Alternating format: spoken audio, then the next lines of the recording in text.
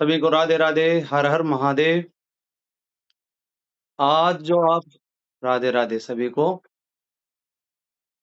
जय जनेन्द्र, राधे राधे, हर हर महादेव। चलो शुरुआत करते हैं सभी एक बार में ही। जो मैं बोल देता हूँ उसी में सभी को मान लेना है। ओके, चलो। बात आज ये है कि आज की जो कक्षा है, आज की जो क्लास है, ये पंचांग पे है। इसको पंचतत्व ज्योतिष बोला गया है। पंचतत्वों का मतलब ये है तिथि, वार, नक्षत्र, योग, करण। जो पांच रिकॉर्डिंग ऑन है। मैंने कर दी स्क्रीन रिकॉर्डिंग, मेरे पास हो रही है। ठीक है, आप कोई भी एक व्यक्ति कैमरा ऑन कर लो जो देख सकता हो, अगर कंफर्टेबल हो। ठीक है, एक व्यक्ति कोई भी कर लो और शुरुआत करते हैं। पंचांग की कक्षा है। पंचांग का मतलब समझ में आना चाहिए। पंच तत्व चीज क्या है और आज जिस लेवल पे तुम जाने वाले हो वो खुद महसूस करना। तिथि, वार, नक्षत्र, योग, करण, इसको पंचांग बोला जाता है। पंच तत्व हाँ नहीं है, ये मेरे को बताओ। अगर आप आयुर्वेद में जाओगे तो वहां भी 5 तत्वों का ही जिक्र मिलेगा आपको। अगर आप प्रकृति में घूमोगे तो भी आपको 5 चीजों का ही मिलेगा, वाटर, एयर, फायर, अर्थ, स्पेस। और जब आप ज्योतिष में आओगे तो वहां भी आपको पंच तत्व ही मिलेगा। मेरा कहने का इतना सा है, अगर व्यक्ति ने पंच तत्वों को बैलेंस कर लिया ना, बड़े बड़े एस्ट्रोलॉजरों को फेल कर दोगे तुम। क्योंकि बॉडी में पंच तत्व ही तो हैं। अगर वो बैलेंस कर लिया तो सब कुछ बैलेंस कर लिया। चलो बात शुरुआत करते हैं कि भाई पंचांग की क्लास है तो पंचांग का महत्व क्या है, पंचांग से हम क्या जान सकते हैं। आपने दिमाग, जो व्यक्ति दिमाग लगा के बैठे हैं, ये तो सबसे बड़ी बात है कि भाई इससे गजब की बात है ही नहीं। इस क्लास में आने वाले सभी विद्वान हैं और मेरा तो काम ये है कि कनेक्टिविटी ही कराना है। अदरवाइज आप सब चीजों को जानते होगे, जो मैं बताऊंगा हर चीज को आप जानते होगे। बस मेरा काम है कोरिलेट कराना, इसीलिए आप मेरे से जुड़े हो। और सबसे पहले मैं अपना इंट्रोडक्शन दे देता हूँ, छोटा सा है, कोई ज्यादा बड़ा नहीं है।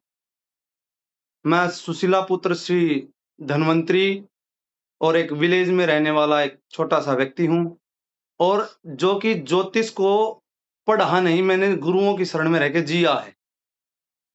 और आपको भी मैं वही point of view, sky view देना चाहता हूं जिससे तुम इस ज्योतिष को देखने का नजरिया बदल दो। वो लोग कहते हैं ज्योतिष इतनी अष्टी है और मुश्किल है, परेशानी खड़ी कर देती है। क्यों? क्योंकि लोग एक चीज के पीछे 10 सूत्र लगाते हैं। 10 सूत्र लगाने वाले हमेशा ही 10 जगह दिमाग जाता है, 10 जगह उलझोगे। आपको हमेशा एक सूत्र पता है, एक ही जगह वार करना है और एक सूत्र से ही आप 100 काम निकाल लोगे। 100 जगह नहीं जाना पड़ेगा। आज जो बात होगी वो पंचांग की होगी, और पंचांग में भी जो स्पेशल होगा वो वार होगा। वार को हम इंग्लिश में बोलते हैं अटैक, और अटैक का मतलब होता है, अटैक कौन व्यक्ति कर सकता है? सोल्जर कर सकता है। और अटैक का मतलब ये है ना, सोल्जर करेगा तो उसके पास में क्या है, हेल्थ भी अच्छी होगी, एनर्जी भी अच्छी होगी, और उसका फोकस भी अच्छा होगा, उसकी इम्यूनिटी भी अच्छी होगी। तो इसका मतलब ये है कि जो आप जिस भी डे में पैदा हुए हो और जो व्यक्ति का आप कुंडली में डे देखते हो, उसी से आप प्रिडिक्शन डालना शुरू कर दोगे कि आप कैसे व्यक्ति हो, आपका फोकस कहाँ पे है, आपकी एनर्जी कैसी है और आपकी हेल्थ कैसी रहेगी। ओनली प्रिडिक्शन टू वार का स्वामी। सोचो कहाँ, किस लेवल पे जाओगे तुम। और आज जिसने ये सोचा होगा कि भाई मंगलवार है, तिथि अष्टमी है, आज के ही दिन ये क्लास क्यों रखी गई है? रखने को तो और किसी दिन भी रख सकते हैं ना, पर आज के दिन का महत्व मैं समझाता हूं, क्योंकि हम पंचांग की क्लास कर रहे हैं। तो पहले पंचांग तो समझ लो आज का क्या है, अभी बताता हूं। आज पंचांग जो है वो 21 जुलाई 2026 है। 21 जुलाई 2026। न्यूमरोलॉजी में भी देखोगे 2 और 1 3 बनेगा, जो कि जुपिटर का ज्ञान का है। और अब जो निकाल के देखोगे हो रहा है, वो भी जुपिटर की मिलेगी आपको। समझे? और दूसरी बात, आज जो तिथि है वो अष्टमी है। अष्टमी के जो देवता बनते हैं वो रुद्र बनते हैं, और रुद्र भगवान मंगलनाथ। उज्जैन में जाओगे तो भगवान के पसीने से उत्पन्न है। पसीना मतलब मेहनत, मेहनत मतलब मंगल। जब व्यक्ति एनर्जी लगाता है, मेहनत करता है, परिश्रम करता है, एफर्ट लगाता है, तो उसको पसीना आता, स्वेटिंग होती है, और इसी से मंगलनाथ की उत्पत्ति हुई। समझे?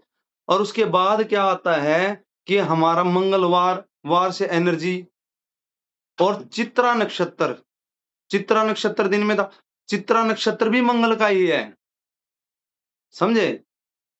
तो सारी चीजें को रिलेट करते करते जब जाके देखोगे तो हमारा जो ये लेक्चर संपूर्ण होगा वो मंगल की ही होरा में होगा। 9 बजे के 1 मिनट के बाद मंगल की होरा स्टार्ट हो जाएगी। तो आज का इतना गजब का विवरण है, और योग भी सिद्ध योग है। और चित्रा नक्षत्र के जो देवता हैं वो विश्वकर्मा जी हैं, जिन्होंने 7 पुरी बनाई हैं। कौन सी? मथुरा, हरिद्वार, काशी, अयोध्या, उज्जैन, द्वारिका, काशी। जो सप्तपुरियों के देवता हैं जिन्होंने खुद बनाई हैं, वो विश्वकर्मा जी की आज नक्षत्र है। आप सोच के देखो कि आज का कितना स्पेशियस डे है। और मेरे लिए तो मैं बता दूं आपको, मेरे लिए तो मैं आपको बता दूं, क्योंकि मेरा तो राहु ही चित्रा नक्षत्र में है। और आप, हम सब जुड़े हैं, किससे जुड़े हैं? इंटरनेट के माध्यम से जुड़े हैं, जो कि राहु ही है। इस कारण से आज की जो शुरुआत करते हैं तो वार से करते हैं। वार कैसे चलता है भाई? मैंने एक ये बात कही थी, अगर कोई भी व्यक्ति अपना कैमरा ऑन करने के लिए खुश हो तो एक व्यक्ति कैमरा ऑन कर लो, जिससे मेरे को पता लगे कि कोई व्यक्ति मेरे को सुन रहा है, नहीं तो ऐसा लगेगा मैं कहीं और ही बैठा हूं। बस एक व्यक्ति चाहिए मेरे को। उसके बाद आता है पंचांग की शुरुआत कैसे की जाएगी। अब करते हैं अपने आज की शुरुआत।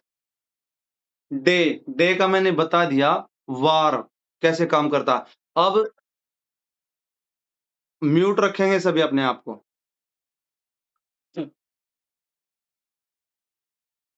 समझ में आएगा तो आज ये बताता हूं आपको कि वार को बोला जाता है फायर एलिमेंट, और फायर जो होता है अग्नि होती है। अग्नि के बिना आपका एक भी काम होता हो तो मेरे से बता दो। अग्नि का महत्व मैं समझाता हूं, वार का महत्व समझाता हूं कि आपके जीवन में वार कितना इंपॉर्टेंट है। हमारी पहली तिथि बनती है प्रतिपदा, उसके देवता भी बनते हैं अग्निदेव।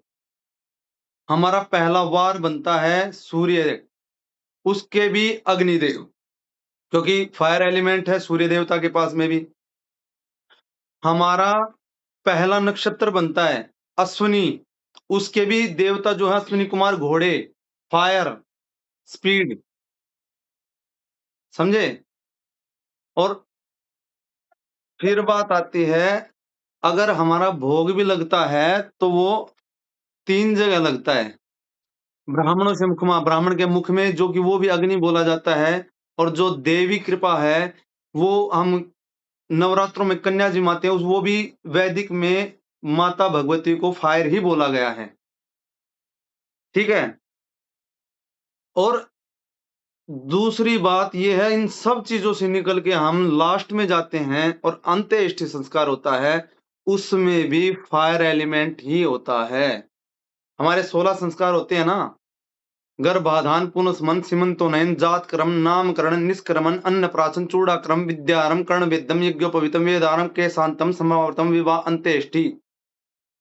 अंत्येष्टि जो संस्कार होगा वो भी फायर एलिमेंट से ही पूर्ण होगा। इसीलिए कहा जाता है, जहां अग्निहोत्री होती है, जहां अग्नि का वास होता है, जहां कपूर जलाया जाता है, वहां नेगेटिविटी नहीं रहती, क्योंकि वही प्योर फॉर्म है, वही हमें शुद्धता ही देती है। फायर वो चीज है, फायर। अगर आपके अंदर फायर नहीं होगी तो सुबह आप उठ भी नहीं सकते, स्पार्क ही नहीं होगा आपके अंदर, आप जुनूनी नहीं होगे कि सुबह उठ के काम क्या करना है। क्या करेगी ये? फायर ही तो डिसाइड करेगी कि आप करोगे क्या दिन में। समझ रहे हो? तो ये सब फायर का कमाल है। इसके बाद जो आता है कि भाई हमारे अंदर 3 अग्नि हैं, प्रमुख अग्नि हैं। हम फायर का बात कर रहे हैं, पहले अग्नि को समझ लो। काम अग्नि, जठराग्नि, क्रोध अग्नि। इन तीनों का, और एक होती है घर में जो किचन में हमारा भोजन पकता है वो अग्नि। इसको मैं पहले बताता हूं। इन अग्नियों में कोई भी चीज ऊपर नीचे हो गई तो व्यक्ति को सुनना समझा जाता है, जीरो। अगर किसी व्यक्ति के अंदर क्रोध अग्नि ज्यादा है या क्रोध अग्नि नहीं है तो उस व्यक्ति की इंपॉर्टेंस नहीं है समाज में। अगर बिना बात दुर्योधन की तरह हर बात पे चिल्लाएगा और गुस्सा करेगा तो वो व्यक्ति भी शून्य है। अगर गुस्सा करना होगा और भीष्म की तरह वो उस टाइम पे भी चुप रह गया जहां अग्नि आनी चाहिए थी, उसको भी शून्य ही समझा जाएगा।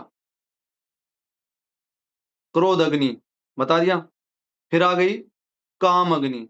अगर कोई काम के आतुर होकर हमेशा उसी के पीछे, लस्ट के पीछे लगा रहता है, वो भी शून्य है, कुछ भी करवाया जा सकता है उससे।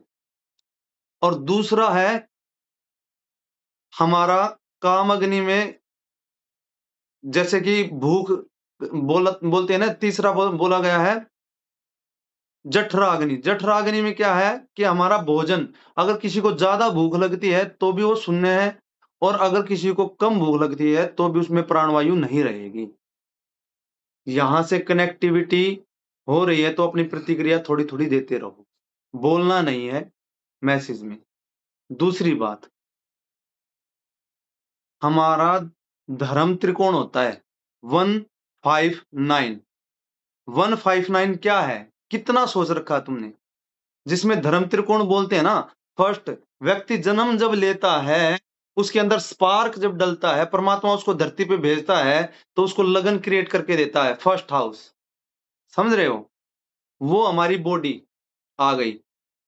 फिफ्थ हाउस, जिसको काल पुरुष कुंडली में सूर्य गमन करते हैं। सूर्य आत्मा जगत तस्तु खच, सूर्य रिप्रेजेंट करते हैं हमारी आत्मा, सोल पर्पज, पास्ट कर्मा, तू क्या करता करता आया था और क्या लेके आया है, प्रारब्ध। फिफ्थ हाउस पुण्य कर्म, कौन? सूर्य। सूर्य ही हमारे आत्मा, तो एक बॉडी के अंदर आत्मा निवास करती है। फिफ्थ हाउस अग्नि त्रिकोण समझा रहा हूं, 159 अग्नि की ही राशि है।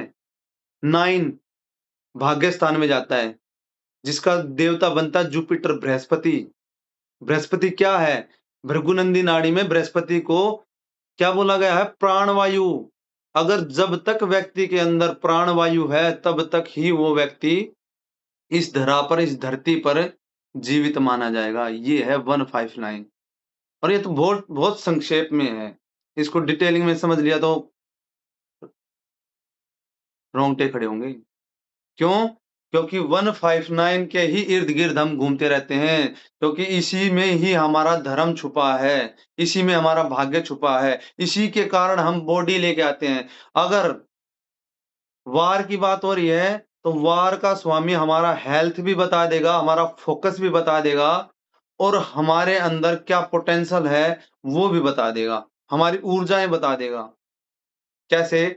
अगर वार का स्वामी कोई भी सूर्य बनता, सूर्य से स्टार्ट करते हैं, सारे ग्रह लेके चलेंगे, ऐसे नहीं कि कोई भी छोड़ दिया जाएगा। और बस थोड़ा सा इंटेलेक्चुअलिटी दिखाना पड़ेगा कि 12 भाव को थोड़ा थोड़ा जानते हो, नहीं तो मैं टच सबका दूंगा। बस कनेक्ट रहना बस। अगर बोला जाता है कि केपी में भी फर्स्ट सीएसएल अगर 159 में जाता है तो वो व्यक्ति हमेशा खुशहाल रहेगा, उसके हेल्थ की प्रॉब्लम इतनी नहीं आएंगी।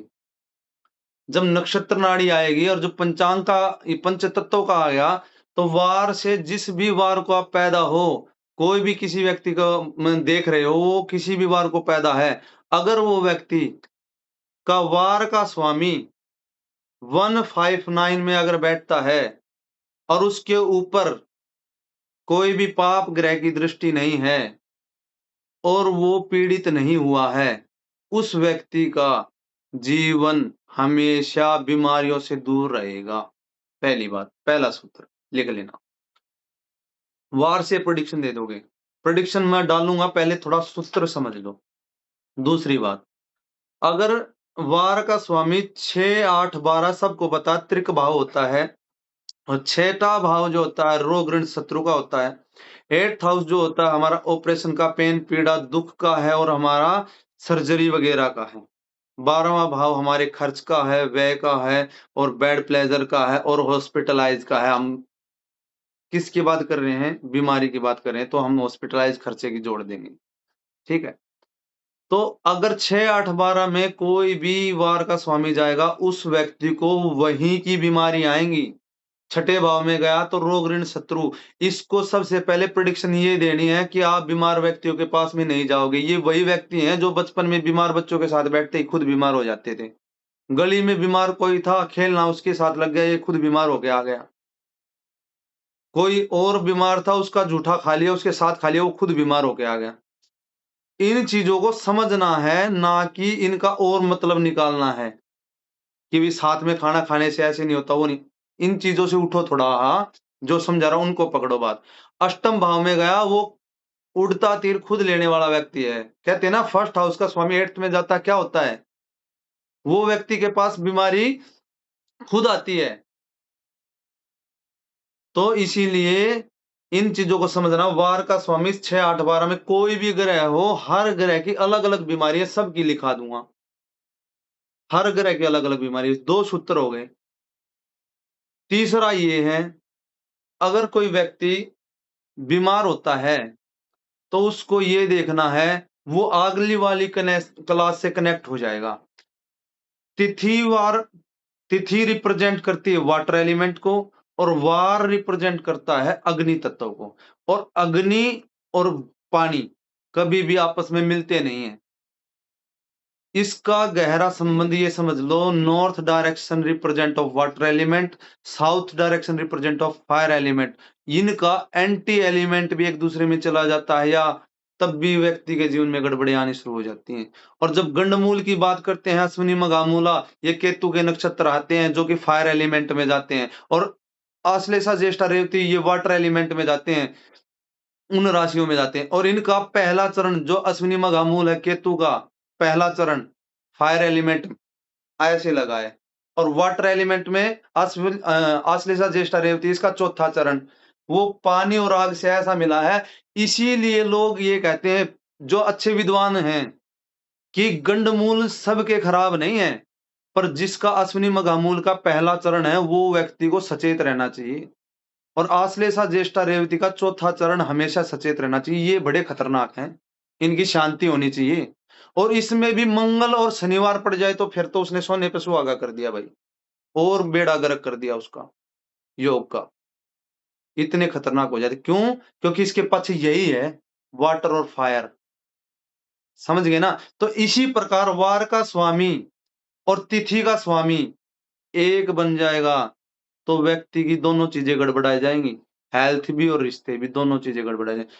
और उस चीज को पंचांग का सबसे बड़ा महादोष बोला जाता है। पंचांग दोष होते हैं, ऐसे नहीं है, मैं सारे सिखाऊंगा आने वाली क्लासों में, कैसे कैसे बनते हैं। न- नक्षत्र से और करण से कैसे बनते हैं, तिथि और वार से कैसे बनते हैं। अब मैं बता रहा हूं, अगर किसी का सूर्य का वार है, बीमारी बता दूंगा, आराम से लिख लेना, पहले ये समझ लो प्रेडिक्शन कैसे डालनी है। अगर कोई व्यक्ति सूर्य के वार को पैदा हो गया, तो उसका फोकस, ये चीजें आपने पिन पॉइंट पहले ऊपर लिख लेनी है, कि उस व्यक्ति का फोकस, उसका हेल्थ और उसकी एनर्जी कैसी रहेगी। उसको सीधा बोलो कि आप नेम फेम स्टेटस पाने की चाहत आपके जीवन में जब से होश संभाला है, ये रही है।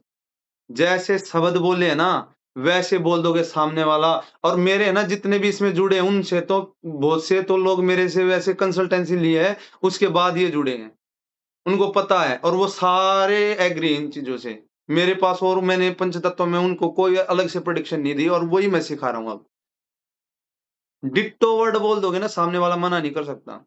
जो सूर्य को पैदा हुआ है, उसके जीवन में चाहत ही ये रही है, उसको रिस्पेक्ट सबसे ज़्यादा प्रिय है। क्यों प्रिय है? इसके पीछे के रीज़न समझने हैं, ऐसे नहीं। सूर्य पूर्व दिशा के मालिक हैं, और उसके जो देवता बनते हैं ना, सूर्यवंशी भगवान राम पैदा हुए, और राम भगवान के पास में सबसे पहले उनको रिस्पेक्ट ही चाहिए थी, और कुछ नहीं चाहिए। उन्होंने अपना घर भी छोड़ दिया। इसीलिए हर चीज के पीछे रीजन है, ऐसे कुछ नहीं बताना। दूसरी बात, अगर कोई चंद्रमा सोमवार को पैदा हुआ है, सीधा बोलो कि आपके मन में बहुत सारे विचार चलते रहते हैं। आप काल्पनिक थॉट्स क्रिएट करते हो, रात को है ना, सारी बातों को सोच के सोते हो। समझ रहे हो? आप कल्पनाशील हो, आप भावुकता में काम कर देते हो, आपके जीवन में अप एंड डाउन चलते रहते हैं, पानी ऊपर-नीचे चलता है ना, ऐसे ही। आपके विचार नहीं रुकते, आप भावुकता में आके किसी का काम कर देते हो, वही आदमी आपको चिपका के चला जाता है। प्रेडिक्शन डाल दो, सीधा, वार से, ओनली वार से। और मैं तो जितने भी मेरे ये बैठे हैं देखने वाले, इनको पता है, मैं तो सीधा बोल के कहता हूँ कि आपका वार है और मैं वार से ही प्रेडिक्शन दे रहा हूँ आपकी बस। और कोई चीज़ें तो कंसीडर, नक्षत्र तो बहुत बड़ी बात हो गई, और जो सुनने वाले हैं जिन्होंने सुन रखा वो तो समझ ही जाएँगे क्या चीज़ निकलती है नक्षत्रों पे। ये वार से प्रेडिक्शन डाल दोगे। और हेल्थ का, सूर्य की बताओ ना कि दाईं आँख होती है, क्या आपके राइट आइज़ में कोई दिक्कत आई थी? तुरंत बता देगा। हड्डियों में प्रॉब्लम है, तुरंत बता देगा। एसिडिटी की प्रॉब्लम, तुरंत बता देगा। पिताजी से नहीं मनती, तुरंत बता देगा। रिस्पेक्ट नहीं मिलती, तुरंत बता देगा। कैरेक्टरिस्टिक उठाओ ना। चंद्रमा की क्या बोलोगे? चंद्रमा रिप्रेजेंट ऑफ फूड, खाना। उससे बोल दो कि खाना हजम नहीं होता, एसिडिटी बनती है। एसिडिटी इसमें मतलब बदहजमी, ठीक है?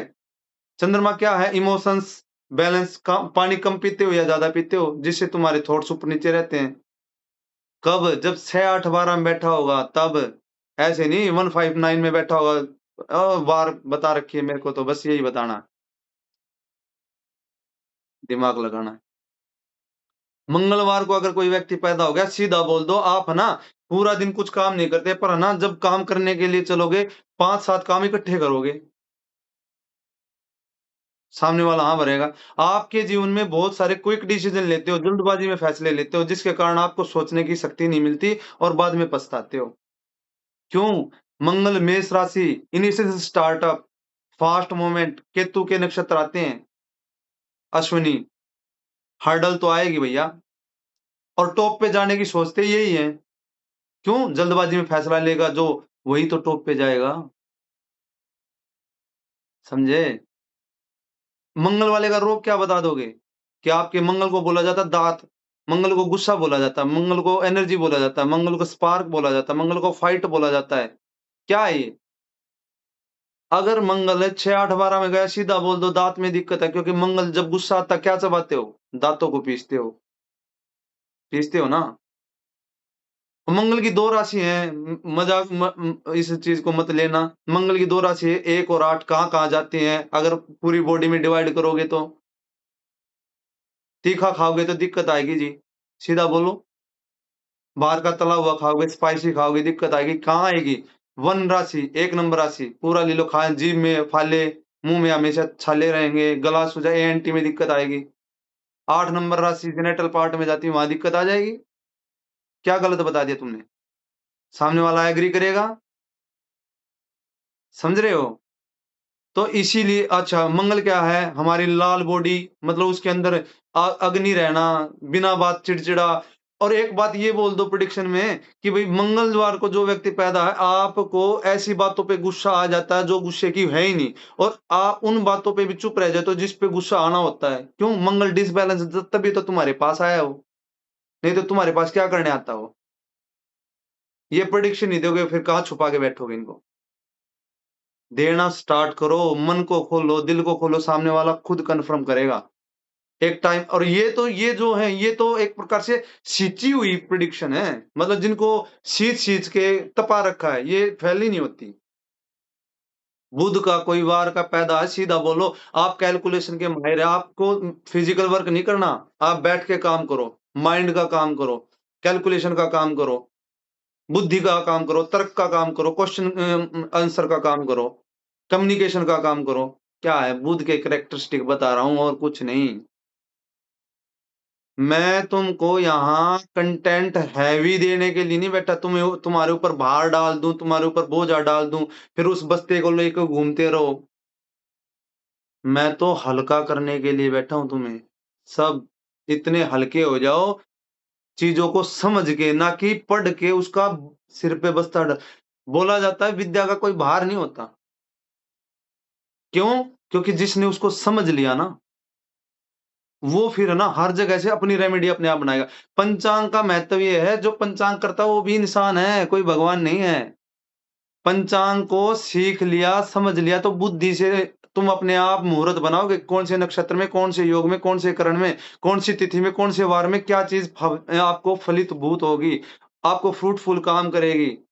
लिखे-लिखाए कितने याद रखोगे और कब तक पेज पलटते रहोगे, भूल जाओगे भाई।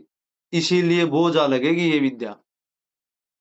गुरुजी बोलते थे, खाना आसान है, पचाना बड़ा मुश्किल है। बस थोड़ा खाओ, अच्छा खाओ, क्वालिटी वाला खाओ, पचा तो अपने आप जाओगे। तुम्हें ज़रूरी थोड़ी है 100 कोर्स करने, थोड़ा कर लो, पर जितना करो इतना प्योरिटी वाला करो, इतना क्वालिटी वाला करो, इतना ऑथेंटिक करो, सामने वाले को 2 बात बता दी, वो कायल हो जाए, भई बस 2 बात मेरे को उसकी समझ में आ गई बस। बुद्ध का बताया ना कम्युनिकेशन, सामने वाले की वाणी ऐसी होनी चाहिए, सामने वाले के अंदर जाके लगे, हृदय पे लगे। 2 बात बताई पूरी कुंडली में, बस मेरे को वहीं से समझ में आ गया, क्या बात जानता है सामने वाला। तपाना पड़ेगा, ऐसे नहीं प्राप्त होगी। वाणी को तपाना पड़ेगा, कब तपेगी? इसका भी मैं कारण बता देता हूँ, जिसका 1 में बैठा होगा, फर्स्ट हाउस में बैठा होगा, बुध, बुध वाणी फर्स्ट हाउस क्या है? अगर बॉडी के साथ अगर अच्छा बोलना शुरू करोगे, तो आपका बुध हमेशा अच्छा काम करेगा। वैसे सेकंड हाउस में बोला जाता है धन, कुटुंब, वाणी, वाणी का देवता जो बुध है, वो सेकंड हाउस में अच्छा फल देता है। पर फर्स्ट हाउस का बुध, वो व्यक्ति वो है, जो बोलेगा ना, सामने वाला यही बोलेगा, आत्मा से बोल रहा है। और फिफ्थ हाउस में हमेशा मंत्र चैंटिंग, वाणी, वाणी से हमेशा मंत्र चैंटिंग करो। फिफ्थ हाउस मंत्र का होता है, नाइन्थ हाउस स्तुतियों का होता है। नाइन्थ हाउस में किसी का बुध गया था, स्तुति करो। अब बीमारी वाली बात थी, 6, 8, 12 में जाएगा कहाँ? क्या प्रेडिक्शन दोगे? यही बोलोगे ना कि त्वचा, स्किन के प्रॉब्लम आएँगी आपको जी, रेस्पिरेटरी सिस्टम की प्रॉब्लम आएँगी। भ्रमित होना स्वाभाविक है बुध वाले का, उसको कन्फ्यूजन होनी स्वाभाविक है। राहु वो एक्सट्रीम लेवल की देता है, उसकी बात करेंगे, कोई दिमाग में ये ना सोचे कि ये तो भ्रमित करने वाला राहु का है। तो फिर बात आती है जुपिटर, जुपिटर बृहस्पति देवगुरु, ठीक है?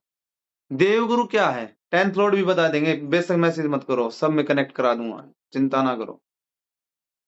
बृहस्पति देव जो हैं, अब लो 10th लॉर्ड बोला, बृहस्पति 10वें हाउस में जाएगा, कालपुरुष कुंडली में नीच का बोला जाएगा, उसकी उस व्यक्ति को किसी की भी एडवाइस लगेगी नहीं।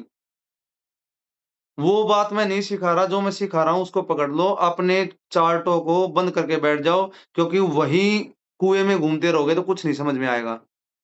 जब तुम्हें दुनिया पे राज करना पड़ता है ना, तो बाज को याद कर लेना। वो एक टाइम पे अपने भी पंजों को कुतर देता है और सबसे ऊँची उड़ान उड़ा के एक बड़े पहाड़ पे जाके बैठता है। उसको अपना भी त्याग करना पड़ता है, तब तक आप सफल नहीं होगे, जब तक आप अपने चार्ट में फँसे रहोगे। सबसे बड़ी बात है। जिस दिन एस्ट्रोलॉजी सीखना शुरू कर दो, उस दिन तुम्हारा 8th हाउस वैसे ही एक्टिव हो गया। पेन, पीड़ा, दुःख, सर्जरी, कष्ट ये तो अपने आप ही दूर हो जाएँगे। अब तुम दूसरों के दूर करने वाले बनो और वो तुम्हें रियलाइज़ होगा, तुम्हारे दुःख तुम्हें पता ही नहीं लगेगा, कब च कहाँ चले गए, पर तुम्हें तो अपना पचेड़ा पड़ा है, हमारा दुःख कहाँ से दूर हो जाएगा। क्यों? क्योंकि उसी चार्ट में घूम रहे हो ना अभी, उसी कुएँ में हो। जब यहाँ से निकलोगे ना, तुम्हारी बुद्धि खुलेगी और तब तुम्हें जाके समझ में आएगा कि जो दुनिया हम देख रहे थे, वो तो छोटी-सी थी और कोई दुनिया है। श्री हरिभर्तृहरि कहते थे, "श्लोकार्धेन मयुक्तम् ते यदुक्तम् ग्रंथ कोटिभिः ब्रह्म सत्या जगत् मिथ्या ब्रह्म नैव नापरा।" मतलब पता है? आधे श्लोक में ही तोड़ कर देता हूँ, इस ब्रह्मांड में क्या बसा है, क्या नहीं है। श्लोकार्धेन मयुक्तम् ते यदुक्तम् ग्रंथ कोटिभिः, ये बहुत सारे ग्रंथ हैं, बहुत सारी विद्याएँ हैं, समझे? ब्रह्म सत्या जगत मिथ्या, ब्रह्म ही सत्य है और ये सारा जगत मिथ्या है। हम भी एक सपने में सो रहे हैं, भले ही जाग रहे हैं, दिख रहे हैं, पर जिस दिन यहाँ से अंत्येष्टि होगा ना, उस दिन एकदम आँख खुलेगी और पता लगेगा कहाँ था तू? क्या करने आया था? उस दिन जाके समझ में आएगा। ये आधे श्लोक में ही सारा तोड़ कर दिया, ब्रह्म ही सत्य है। ब्रह्म क्या है? हमारी चेतना, हमारा अंतःकरण, हमारा मनन, हमारा सत्संग, हमारी अंदर की एक ऊर्जा, जिसको रेज़ ऑफ होप बोलते हैं, किरण। जिस दिन वो जागृत कर दी ना, जिस दिन उसके बारे में पढ़ना शुरू कर दिया, सुनना शुरू कर दिया, उस दिन समझ में आएगा। पुरुष सूक्त के ये जितने भी मैं आउट कर दूंगा क्लास से, आप अपने म्यूट कर लें। इस बात को बिल्कुल भी मैं देख के नहीं पढ़ाता, मेरा कनेक्शन जो तोड़ेगा उसका कनेक्शन मैं तोड़ दूंगा। बिल्कुल क्लियर है मेरी क्लास में ये बात। ध्यान से सुनोगे तो ही कुछ प्राप्त होगा, नहीं तो किताब से देख के पढ़ाने वाले हजार नहीं लाखों हैं। और एक भी बात कनेक्ट करा दे तो कोर्स पे कोर्स करते रहना, अपनी बीमारियां लेके घूमते रहना। पुरुष सूक्त के पहले अध्याय में बताया गया है, सहस्र शीरेखा पुरुषः सहस्राक्षः सहस्त्रपादः स भूमिगुं सर्वतः स्पर्शवा तिष्ठत् दशांगुलम्। भगवान आपके भीतर हैं, बाहर जो घूम रहे हो। वो उदाहरण के लिए पुरुष सूक्त में शुक्ल यजुर्वेद में पहले श्लोक में बता दिया। ना भी हमारे जैसे हमारे पूरे भारत का मध्य जो है वो सेंटर है, वो क्या है? मध्य प्रदेश है। हमारे पूरे शरीर का मध्य क्या है? नाभि है। और नाभि से 10 उंगली दूर क्या है? हमारा हृदय है। हमारे परमात्मा हृदय में ही तो निवास करते हैं। और इसका उदाहरण कहां मिलता है? सुना होगा, कर्पूर गौरम करुणावतारम संसार सारम भुजगेंद्रहारम सदा वसंतम हृदयारविंदे भवम भवानी सहितम नमामि। हृदय में भगवान शिव कह रहे मेरे गोविंद निवास करते हैं। तो इसका मतलब हमें तो पक्का पता है भाई, हमारे देवादिदेव महादेव कह रहे हैं इस बात को, हृदय में गोविंद निवास करते हैं, तो करते हैं ना। और वो कहां से हैं? तत्तिष्ठत 10 उंगली दूर है हमारे सेंटर से। इसका आवरण जो क्लियर कर देगा ज्योतिष, तो ये लगा लो हमारे विश्वामित्र जमदग्नि भरद्वाज गौतम अत्रि वशिष्ठ कश्यप सप्तऋषि हैं, इनकी देन है। हमारे तो बुजुर्ग हैं, कोई बाहर से थोड़ी आ रखे हैं। तुम्हारे ऊपर क्यों नहीं कृपा करेंगे वो? किस भ्रम में खू रहे हो तुम कि हमें ज्योतिषी नहीं आएगी, हमें विद्या ग्रहण नहीं होगी? 90 साल की उम्र में बैठे हो ना, तब भी विद्या आ जाएगी। इसका मैं एक सूत्र बताता हूं। मैंने पहले केतु की एक वीडियो डाली थी रिक्वेस्टेड फॉर्म में यूट्यूब पे। सूर्य पितामह व्यासो वशिष्ठो अत्रि पराशर कश्यपो नारदो गर्गो मरीचि मनु अंगिरा लोमस पौलसश्चैव च्यवनो यवनो भृगुः सोनको अष्टादशश्चेत ज्योतिष शास्त्र प्रवक्ता। ये 18 ज्योतिष शास्त्र के प्रवक्त आचार्य हैं, इनको रट लो। और सुबह उठते ही पानी का गिलास नहीं आचार्य दिखने चाहिए। और जिस दिन तुम्हारे दिमाग में ये घूमने लगे ना, तो ये ज्योतिष को बनाने वाले हैं। तो तुम तो छोटी सी चीज हो, मैं तो छोटी सी चीज हूं। क्या पता कहां ले जाके बिठा देंगे, कहां नाम बुलवा देंगे तुम्हारा। समझ रहे हो? हल्के में नहीं लेना। ये नाम वो हैं जहां से ज्योतिष निकली है।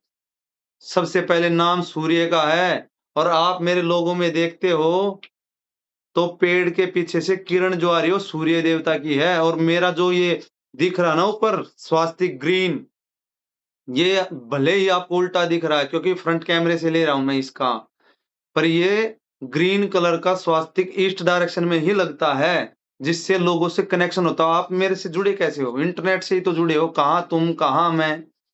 फिर भी सबसे कनेक्शन कौन करवाता है? 8 सेकंड में धरती से लेके धरती से आकाश तक, सौरमंडल तक तभी बना लेते हैं सूर्य कनेक्शन। ये चीजें जरूरी हैं जो मैं बता रहा हूं। रोग और वार तो मैं ये पढ़ा दूंगा आपको। और ऐसे ही प्रेडिक्शन दोगे कब आत्मा मजबूत हो जाएगी तब। ऐसे नहीं लिख लिया सूर्य का ये और फिर सामने वाला बैठा 2 पेज पलटूंगा तब मैं सूर्य की प्रेडिक्शन दूंगा।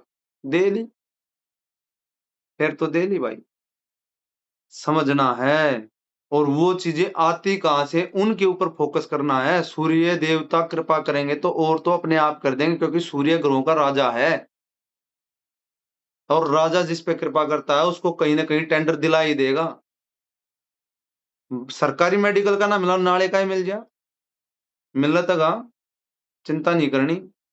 बृहस्पति की बात थी, अगर बृहस्पति देव की बात आती है, बृहस्पतिवार को पैदा हो, उसको बोलो कि भाई ये व्यक्ति फिजिकल वर्क करने वाला नहीं है, ये हमेशा गाइड करके ही कमाएगा। इसका फोकस ही एडवाइस देने पे है। छोटा सा बच्चा है, बेड पे बैठा रहता है, घर में सभी को एडवाइस देता है, बृहस्पतिवार को पैदा हुआ है, बता। उसको तो भाज भाज के काम करना चाहिए। फिर भी वो कहता मम्मी ये ला दे, मम्मी वो ला दे, मेरा ये कर दे, वो कर दे। क्यों? गुरुवार को पैदा हो, घर में गुरु आ गया, एडवाइस देगा। ब्राह्मण जब हवन करवाने के लिए चला जाता है, खुद रसोई में जाके कटोरी चम्मच नहीं लेके आता, बैठा बैठा ये बताता, अब थाली ले आओ जी, अब ये गोला ले आओ, अब चाकू ले आओ। और आपको भी पता आपके घर पे क्या आया नहीं आगा, ब्राह्मण तो आया होगा कभी ना कभी, सा रेल बना देता है, बैठा बैठा इतनी एडवाइस दे देगा। समझे, ये गुरु है। और साथ के साथ गुरु की, जब ये बताओगे अगर गुरु 6-8-12 में बजावे, मैं 6-8-12 का इसलिए जिक्र कर रहा हूं, अगर बीमारी में देखना तो यही देखना पड़ेगा भाई। और कहीं जाएगा, फर्स्ट हाउस में जाएगा तो उसको ये बोल दो, ठीक है भाई तुम प्राणायाम कराया करो, क्योंकि जुपिटर प्राणवायु है, तुम प्राणायाम कराया करो, अच्छा रहेगा। थर्ड में चला गया, क्या बोलोगे, थर्ड हाउस हमारा आसपास का है, तो बोलो मंदिर, शॉर्ट ट्रैवलिंग का, आसपास के मंदिर में चले जाया करो, वहां पे अच्छा रहेगा। ठीक है, तो इस प्रकार से सारी रेमेडी डिजाइन करनी है 12 भाव में। वो भाव कभी पढ़ाऊंगा तो तब उसकी डिटेल में जाऊंगा, पर जब मैं रोग बता रहा हूं तो मैं इसलिए 6-8-12 पे फोकस कर रहा हूं। तुम आगे मत भागो कि 10th में बता दो, 9th में बता दो, उसका सोचना ही नहीं। अच्छा है तो 159 है, बता दिया कारण, और बुरा है तो 6-8-12। उसी व्यक्ति को हेल्थ के इश्यू आते पाएंगे जिसका वार का स्वामी 6-8-12 में जाके बैठेगा, या कहीं भी बैठा होगा राहु के साथ, केतु के साथ, या अस्त हो गया, या अस्त कंबस्ट, अस्त ग्रह हेल्थ में ही देखना है, बिना बात किसी की फिल्म मत बनाना कि तुम्हारा बुध अस्त हो गया। बुध तो 90% कुंडलियों में अस्त है, क्यों पागल बना रहे हो लोगों को। सूर्य के साथ में रहता है, वो अस्त नहीं होगा तो और कौन अस्त होगा, उसकी बुआ अस्त होगी, वो तो उसका पुत्र है। 90% कुंडलियों में सूर्य बुध बुध आदित्य योग बनता है, वो तो अस्थि है, और वो अस्त होते हुए भी लोगों को कामयाब कर देगा। पर लोगों का धंधा ही यहां से चल रहा है, तेरा तो बुध अस्त है, बिना कुंडली खोले बुध अस्त है, व्यापार नहीं चलेगा। नमी, मेरे को नाम बहुत बड़े बड़े याद है, पर मैं बताऊंगा, बाद में बताऊंगा, अगली क्लास में बताऊंगा, फिर समझोगे तुम। तो वो बात ये है कि है ना, किसी को भी बिना बात डराना नहीं है। पहला ज्योतिष का नियम ये पकड़ लो, अगर किसी का सॉल्यूशन कर सकते हो तो करो, अदरवाइज किसी को डराओगे तो जीवन में एक टाइम ऐसा आ जाएगा तुम खुद डरने लग जाओगे इस ज्योतिष से। आज मेरी इस बात को पकड़ लोगे तो तुम्हें अच्छा ज्योतिषी होने से कोई नहीं रोक सकता। दूसरों को डराओगे तो प्रकृति तुम्हें डरा देगी। ज्योतिष है ना, ज्योतिष शिक्षा, कल्प, निरुक्त, व्याकरण, छंद, ज्योतिष छठा भाग है। 4 वेद ना, ऋग्वेद, यजुर्वेद, सामवेद, अथर्ववेद, किसने प्राप्त किए थे, अग्निदेव, वायुदेव, सूर्यदेव, अंगिरा देव। है इनमें क्या क्या, कर्मकांड, उपासना, विज्ञान, कर्मकांड, कर्मकांड, ज्ञान, उपासना, विज्ञान, ये चीजें हैं 4। और ज्योतिष के 6 अंग हैं, तो शिक्षा, कल्प, निरुक्त, व्याकरण, छंद, ज्योतिष, ये वेदों के 6 अंग हैं। और 6 शास्त्र हैं, पूर्व मीमांसा, वैशेषिक, न्याय, योग, सांख्य, वेदांत, ये तो सीख लो। कोई पूछ ले हमारे 18 पुराण कौन से हैं, 1 मिनट में दौड़े, व्हाइट पसीना आएगा सिर से। नहीं तो ये मैंडेटरी चीजें हैं, ये तुम्हारे ऊपर कृपा भी करेंगी और तुम्हें ऐसा मजबूत बना देंगी। कोई अगर मुंह से बोल देना 18 पुराण कौन से है, ऐसे निकलने चाहिए, मत्स्य पुराण, मार्कंडेय पुराण, भागवत पुराण, भविष्य पुराण, ब्रह्म पुराण, ब्रह्म वैवर्त पुराण, ब्रह्मांड पुराण, वायु पुराण, वामन पुराण, अग्नि पुराण, पद्म पुराण, लिंग पुराण, गरुड़ पुराण, स्कंद पुराण, कूर्म पुराण, ऐसे निकलने चाहिए।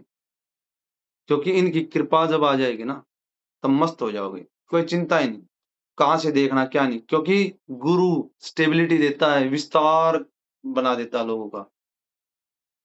यही बात है, यही बात है।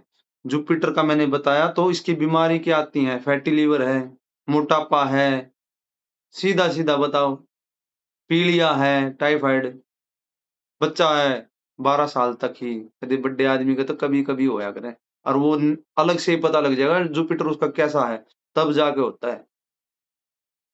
समझे, 90% आपको बच्चा पैदा होते ही ये कह देंगे पीलिया हो रहा है इसके। क्यों कह देंगे, क्योंकि प्राणवायु है जुपिटर, उसको माँ के गर्भ से भरणी नक्षत्र में जब ले रहा था वायु, वो माँ के गर्भ से ले रहा था ऑक्सीजन, वो बाहर निकलेगा, वायु के संपर्क में आएगा, पीलिया और किसको होगा, उसके होगा। क्योंकि प्राणवायु है बृहस्पति, बृहस्पति पीला ग्रह है, उसी से वो होता है।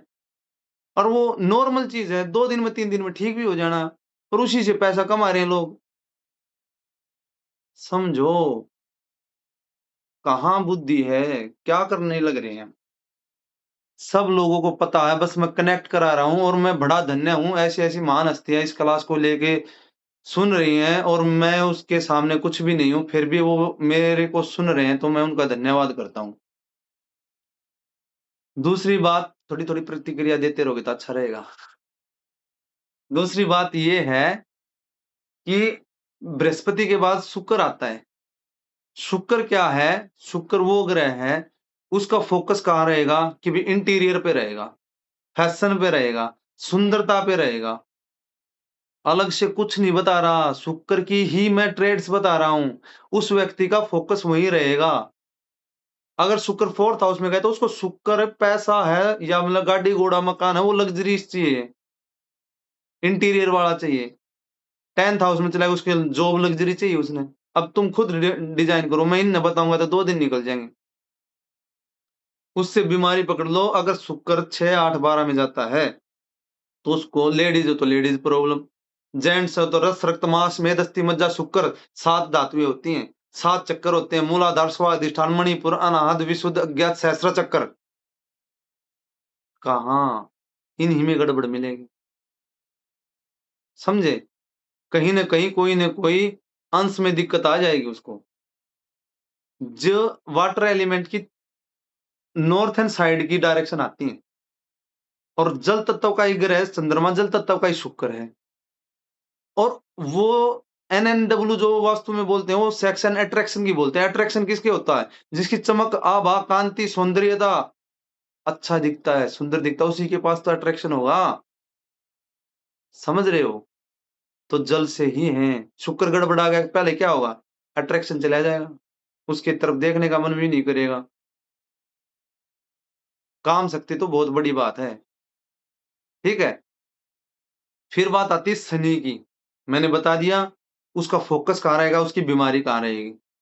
वार की क्लास है, इसलिए वार से ही बता रहा हूँ सारा, और कोई ज़िक्र नहीं किया। तिथि तो ऐड की ही नहीं, क्या तिथि क्या है? तिथि का बताऊँगा तो खुल जाएगा सब, कि भई हम ऐसे हैं, हमारे साथ ऐसे-ऐसे विचार क्यों बने, लोगों ने हमारे साथ ऐसा क्यों किया, संबंध, हमारे रिलेशनशिप क्यों खराब हुए, ओनली तिथि बता देगी। आपकी शादी की भी तिथि बता देगी, बताओ। समझे? फिर बात आती है शनि की। शनि क्या है? हमारा मज़दूर ग्रह है, मेहनत करने वाला है, 2.5 साल में एक राशि से निकलता है, मंद है, इसके नाम है 10।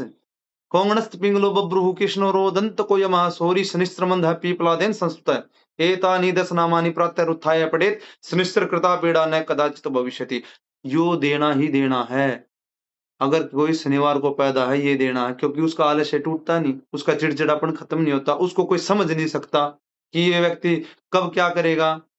पर शनिवार को जो व्यक्ति पैदा है, शनि के नक्षत्र में जो पैदा है, उससे ज़्यादा हार्ड वर्क करने वाला और उससे ज़्यादा निखरने वाला, और उसके क्योंकि 7 नंबर राशि में ही जाके शनि उसका होता है।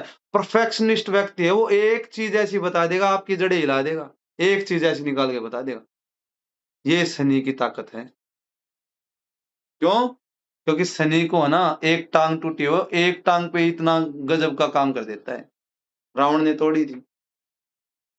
फिर बात आती है शनि की बीमारी, डिजीज़ क्या है? वायु तत्व का ग्रह है। वायु तत्व की जितनी भी बीमारियाँ हैं, वो गैस बननी है, कब्ज़ बननी है, पेन होना है जोड़ों में या कमर में।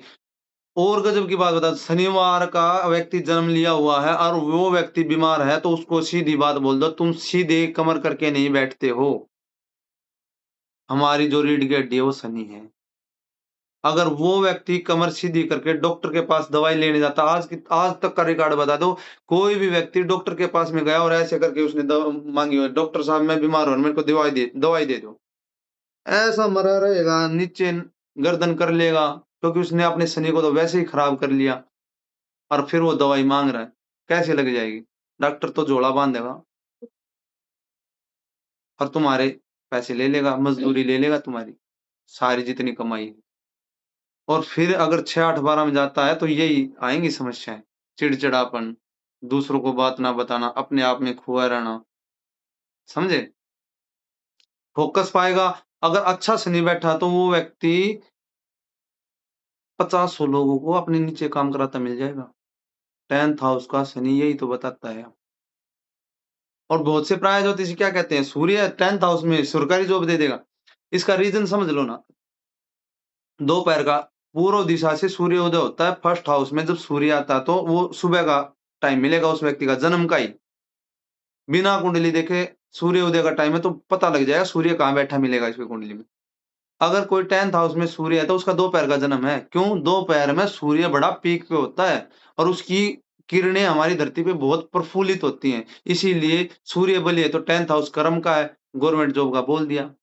उसने और कोई मतलब नहीं, पर कहाँ कौन-सा ग्रह क्या इसको देख रहा है, एक्स, वाई, ज़ेड कुछ नहीं, देखते ही बोल देगा। शनि का बताइए, राहु केतु का रोग ज़रूर है, पर वार में कंसीडर नहीं किए गए, क्योंकि राहु और केतु जो हैं, वो शैडो प्लैनेट हैं, छाया मात्र ग्रह हैं। ये इनके रोग और जो वार से फ़ोकस, एनर्जी, पोटेंशियल रहेगी, ये वार से रहेगी, ओनली वार से प्रेडिक्शन है ये सारी। अब तुम खुद रियलाइज़ करो कि अगर किसी ने तुम्हें वार बता दिया, तो उसकी प्रेडिक्शन 3 से 4 तो देनी ही देनी है। चाहे सोच के दो, चाहे पढ़ के दो, चाहे बूझ के दो किसी पे। 3 से 4 प्रेडिक्शन अगले को देनी है और उसमें से 3 तो फिक्स निकलनी चाहिए। इस लेक्चर को ज़्यादा बड़ा नहीं करते, क्योंकि 46 मिनट की हो गई है क्लास, और अब मैं 1-2 व्यक्ति से या जो भी तुम्हारे पर्सन हैं, वो तुम पूछ सकते हो। मेरे को म्यूट वगैरह करना पता नहीं, पर फिर भी तुम्हें कैसा क्या लगा है वो तुम बता सकते हो। ठीक है? बताओ। किसी को कोई डाउट हो तो बताओ। नमस्कार जी, बोलो। पहले कैमरा ऑन करो आप। अच्छा, रेंज नहीं हो तो कैमरा ऑन मत करना, बोलो।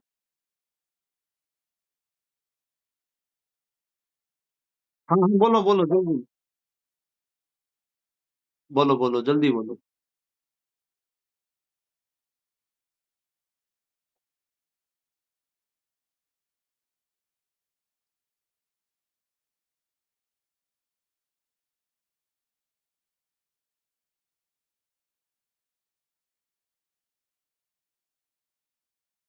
ठीक है, सुन लो, अब म्यूट कर लो फिर। अपने आप को म्यूट कर लो। पहले एक का तो सुन लो भाई, पहले एक।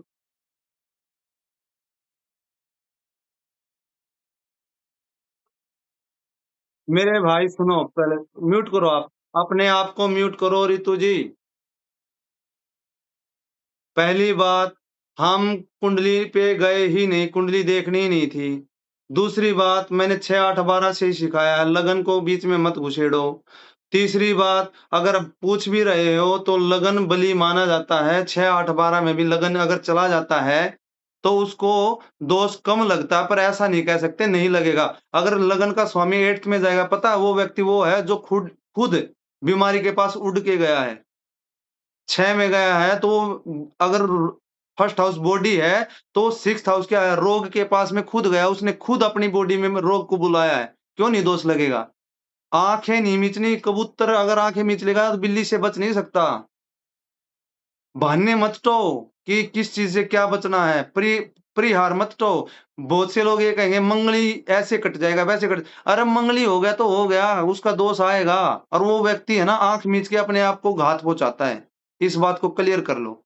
सबसे पहले prevention is better than cure, ब्राड से बाढ़ भली। अगर कोई तुम्हें कुछ भी दिखता है, कभी नेवी में गए हो पता लग जाएगा। अगर समरी में कोई भी दिक्कत है, उसको छोटे में नहीं लिया जाता। अगर उसको इग्नोर करेगा तो बड़ी प्रॉब्लम आएगी आगे। तो कोई भी सिम्पटम्स दिखता है तो उसका परिहार मत टोया करो, उसका उपाय टोया करो। हमेशा सॉल्यूशन पे काम करो, ना कि परिहार पे काम करो। और ज़्यादा सूत्र लगाओगे तो ज़्यादा प्रॉब्लम में आओगे। दूसरा व्यक्ति प्रश्न करो। हाँ जी।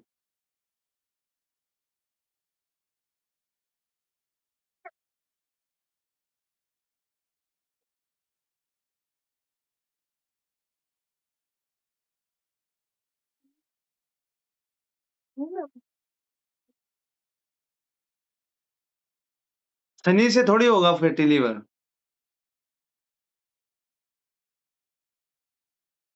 वो कहीं न कहीं जुपिटर की राशि मिल जाएगी, जुपिटर का एसेंस मिल जाएगा, साथ में वो देखना है, कोई भी चीज़ें मिक्स नहीं करनी है। हर चीज़ को अलग-अलग पढ़ाया है, तो उसको कंबाइन भी तो कर सकते हैं, ज़रूरी थोड़ी सब व्यक्ति की एक लाख शनि ही मिलेगा वहाँ पे।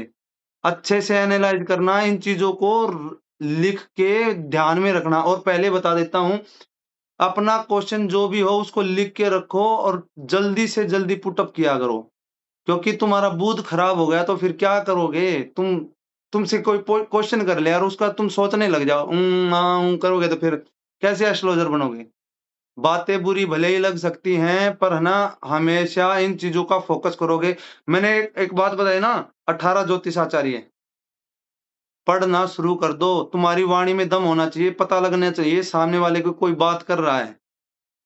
मेरे को तुम्हें चूर्ण नहीं बनाना, पहली बात। जितने भी लोग यहाँ पे हैं ना, अगर चूर्ण बनना है तो कहीं भी जाके पढ़ लेना। मैं देख के पढ़ाता नहीं, और मेरे को ऐसे ही बनाने हो कि सामने वाला देख के रेमेडी ना टोने लग जाए। सामने वाले ने प्रश्न किया तो उसका सटीक उत्तर होना चाहिए तुम्हारे पास में। ठीक है? फैटी लीवर है, जुपिटर से आएगा, बृहस्पति के ट्रेड से हैं। वार का स्वामी बृहस्पति है, कहीं न कहीं किसी न किसी चीज़ से पीड़ित मिलेगा। ठीक है? और जब जाके उसको ना और सुन लो इसमें, क्लियरिटी मैं अगली क्लास में बहुत गज़ब की दूँगा इसमें ही कनेक्ट करके। वार के स्वामी की जब दशा आएगी और वो 6, 8, 12 में गया, उस टाइम पे सबसे ज़्यादा प्रॉब्लम आएगी उस व्यक्ति को, हेल्थ इश्यूज़। समझ गए? एक सूत्र ये भी लिख लेना। वार के स्वामी की दशा आ जाए और वो 6, 8, 12 में बैठा हो, उस वो टाइम पीरियड उसका हेल्थ में ही जाएगा खराब। कोई दवाई लगेगी नहीं, बीमारी ढूँढता रहेगा। बीमारी की दवाई कब मिलती है पता है? बीमारी की दवाई तब मिलती है उस व्यक्ति को जब उसका पुण्य साथ देता है। पुण्य हमेशा हर एस्ट्रोलॉजर, हर व्यक्ति को इकट्ठा करना चाहिए, जिससे सारी चीज़ें काम आती हैं, अदरवाइज़ कोई रेमेडी काम नहीं आती। कितना आपको ये लगता है, मैं कहना नहीं चाह रहा था, आपको ये लगता है कि मैंने फलाने का कोर्स कर लिया, ढिमकाने का कोर्स कर लिया, ऐसा फ्रॉड मिला, वो मिला, उसकी कमी नहीं है। तुम्हारे प्रारब्ध थे, तुम्हारा पुण्य इकट्ठा नहीं हुआ था, तुम्हें गुरु अच्छा मिल जाए कोई। जब तुम्हारे पुण्य इकट्ठे हो जाएँगे ना, तुम्हारा पोटेंशियल अच्छा हो जाए, तुम्हारे अंदर वज़न हो जाएगा, वो तुम्हारा अच्छा गुरु टो के दे देगा तुम्हारा प्रारब्ध। जैसे सारे 56 के 56 भोग भगवान नारायण को नहीं उठा पाए, एक तुलसी दल ने उठा दिया। क्यों? तुलसी दल में पुण्य इतना है। इसी प्रकार से अपने अंदर पुण्य एकत्रित करो। पुण्य एकत्रित करने के लिए एक नियम, एक पाठ, कोई भी, मैंने इतने आदमी देखे, क्या पता क्या-क्या कर रहे हैं, सोच के भी दिमाग खराब हो जाए, इतने लोगों की बात बता देते हैं, इतनी चीज़ कर ली, इतनी चीज़ कर ली। एक चीज़ पकड़ लो, एक के साधे सब सधे, सबके साधे सब जाएँ। एक चीज़ पकड़ लो, ज़्यादा किसी के पीछे पड़ने की ज़रूरत नहीं, एक देवता, एक इष्ट देवता, एक पितृ देवता, एक गुरु पार लगा देगा। अगर तुम चखते फिरोगे तो तुम्हारा दुनिया चखना बना देगी, समझे? तो ये तुम्हारे पुण्य ही हैं, जो तुम्हें अच्छी बातें सुनने के लिए देंगे, अदरवाइज़ चाहकर भी नहीं प्राप्त कर सकते। और बताओ कौन है?